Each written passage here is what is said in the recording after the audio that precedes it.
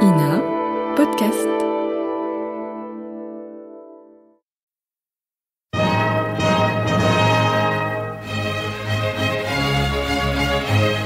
Bon baiser de partout. Une émission secrète de...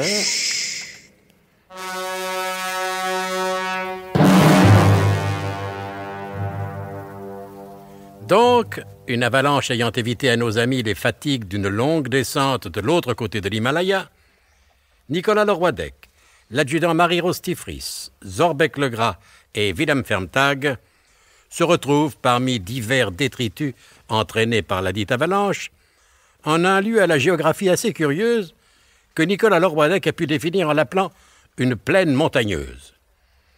Ne trouvant personnellement pas d'autre définition plus précise, je vous invite à retrouver nos amis au sein de cette plaine montagneuse. Mon cher Nicolas Leroidec, puis-je vous demander si toutefois vous l'avez l'heure qu'il est? Mon cher monsieur Zorbec, étant donné que je suis en mesure et possibilité de vous la donner, je vous autorise à me la demander. Alors, en ce cas, je vous la demande. Eh bien, voyons, il est exactement moins 5. Oui, moins 5 de quoi? Moins 5 de l'heure juste et exacte, ainsi qu'il est de bon temps de dire dans les milieux parlants et horlogers de la chronométrie tant mondiale qu'internationale. Je vous suis infiniment reconnaissant de votre précise information, cher monsieur Leroidec. Mais c'est la moindre des choses, cher monsieur Zorbec. Ah, la moindre des choses est parfois une grande chose, dit un vieux proverbe moldo-samovar. Voulez-vous avoir l'obligeance, l'extrême obligeance même, de bien vouloir me répéter l'heure qu'il est? Avec grand plaisir. Ainsi que je viens de vous le dire, il y a 2 minutes, Oui. il est exactement moins 5. Bien, je saurai me souvenir en temps utile et opportun de votre courtoisie, dont la précision le dispute à l'exactitude. Vous êtes trop aimable, mon cher monsieur Zorbec. Je peux l'être moins, mon cher monsieur Leroidec. Je sais, cher monsieur Zorbec, dont le gras aurait plutôt nettement tendance à fondre ces temps-ci. Oui, sans doute sont-ce les fatigues de l'escalade et de la désescalade de l'Himalaya qui sont la cause principale, sinon majeure, de ce C'est aussi probable que si c'était éventuel. C'est ça. C'est pas pour me vanter, mais il cause bien ce matin, monsieur Nicolas et monsieur Zorbec. Ya, on se croirait à Fontenay-sous-Bois. Où ça? À Fontenoy, dans le Hainaut, que je veux dire. Vous savez bien, là où un maréchal qui était aussi un fabricant de porcelaine de Saxe a dit à des Anglais qui lui tirent les premiers les cartes d'état-major. Vous vous rappelez pas? Si, même que je me souviens très bien maintenant que vous le dites pour que je le sache. Pour que je le sache, que je veux dire. Bon, maintenant, c'est pas plus tout ça que tout ci. Vous parlez aussi japonais, monsieur Nicolas? Mais bien entendu, mon bon petit fils, et en bon français même. Je disais donc qu'il faudrait bien savoir, ne serait-ce que pour se rendre compte de l'endroit où nous sommes. Chef-lieu Amiens, hein? Je ne suis pas seulement fort en histoire géographique, mais aussi en géographie historique départementale, n'est-ce pas? Oui, d'accord. Alors, d'après ce que je vois, j'ai l'impression que nous nous trouvons pas de chef-lieu, la Fermtag, je crois. Non, Zorbec, parce que nous trouvons, c'est une sous-préfecture. Ah, voilà. Et une sous-préfecture de quel département, je vous prie? Du département de la Creuse, près de Tournon-Saint-Martin, qui est un chef-lieu de canton. Ah, compliment, Fermtag. Vous avez une idée de l'endroit où on est? Ah, là, je ne trouve pas. Oui, ça n'a aucune importance. Nicolas Leroidec, vous avez une idée? Eh bien, voyons, à mon avis, le sol du territoire que foulent présentement nos pieds me paraît être celui d'un camp. Eh ben alors ça doit pas être un territoire très intelligent. Hein? Et pourquoi ça, Tifris? Parce qu'un jour, M. Chrysostome l'historiette, l'instituteur de Monalo, il a demandé comme ça à brûle-tes-bons-points à Joseph Landouillette, le fils du charcutier, qu'est-ce que c'est un camp? Et alors, qu'est-ce qu'il a répondu? Il a répondu, c'est un qui comprend rien. Ah, ben, il a fait là une excellente réponse, votre ami Joseph Landouillette. Oh, mais c'est pas mon ami, parce que, alors lui vraiment, il est trop... Oui, conclusion. J'ai bien l'impression que nous sommes dans un camp. Mais quel camp? Ça, c'est une autre paire de campements. Oh, regardez là-bas, qu'est-ce qui arrive en venant vers nous? Regardez.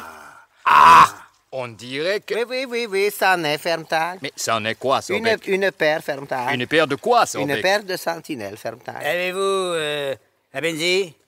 Avez-vous des papiers? Papyroun. Papers.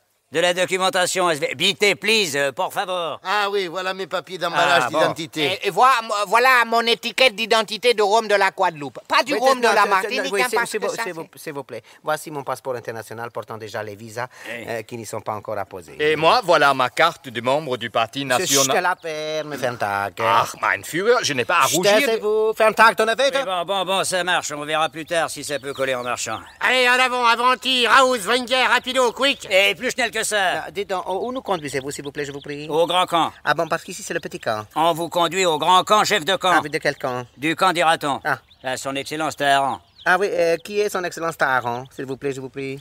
C'est le fils de Tamerlan, le grand chef des Merlans du Mongol à manger de la tarte aux anchois mongols. Quel grand Sakyamuni conserve en bonne santé. Comment il vit toujours, ta mère là? Ben, et pourquoi il vivrait pas toujours? Oh, ben ça alors.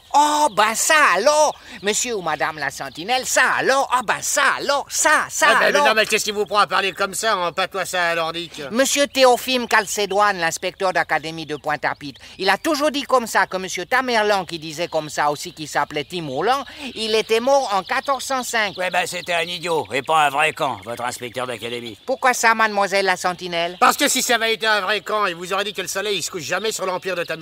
La plus forte raison sur celui de Taharan, qui est le même d'ailleurs, à une laitance près. Oh, excusez-moi, mademoiselle sentinelle, je savais pas parce que j'étais pas au Oui, courant. bon, ça va avancer. Le grand camp Taharan n'aime pas attendre que les petits tels que vous le fassent attendre. Mais gentil mademoiselle. N'insistez pas, alors, antifrice, n'insistez pas.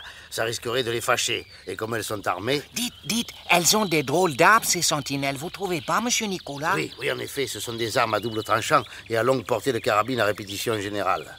Eh ben alors, dans ce cas-là, comme on dit à Milan, il vaut mieux se tenir à carreaux des halles ou de tissu à... De tissu, hein? De tissu à carreaux, comme le tissu à carreaux tricolore du costume de fête nationale que porte toujours le commandant Symphorien La Planète pour la revue du 14 juillet à Pointe-à-Pitre. Même que ce jour-là, il m'avait dit que c'était très... S'il vous plaît, pardon. Mon cher monsieur Nicolas Leroy-Dec, je n'ai pas dit mon cher monsieur Nicolas Leroy-Dec quand, pourriez-vous m'ôter d'un doute? Mon cher monsieur Zorbec-le-Gras, je n'ai pas dit mon cher monsieur Zorbec-le-Gras double. Si c'est dans le domaine de mes possibilités, avec plaisir. De quel doute désirez-vous que je vous ôte? De celui-ci, du Père Noël, j'allais dire. Non, de celui-ci. Il y a un moment, je vous ai demandé l'heure qu'il était, non? Oui, en effet, et je vous ai répondu. Il est -5 exactement. C'est bien ça. Alors, voulez-vous avoir l'extrême obligeance de me dire quelle heure il est exactement et précisément à cet instant précis? Bon, eh bien, à cet instant précis, il est exactement et précisément -5.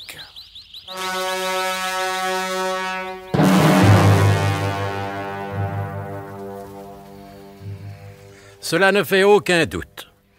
Après ce que vous venez d'entendre, le fameux rayon à démonter le temps a encore fait des siennes.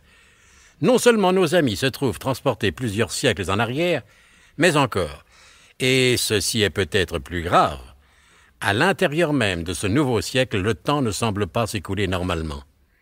Pour quelle raison?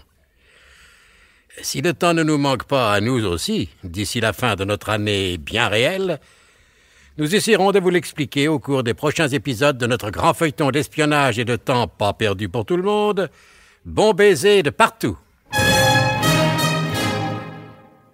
C'était Bon baiser de partout. Une émission secrète de... Pierre Dac et Louis Rognoni. Avec Roger Carrel, Maurice Chevitte, Claude Dasset, Paul Prébois, Laurence Riesner, Alain Roland. Décryptage et mise en code, Jean-Wilfried Garrett.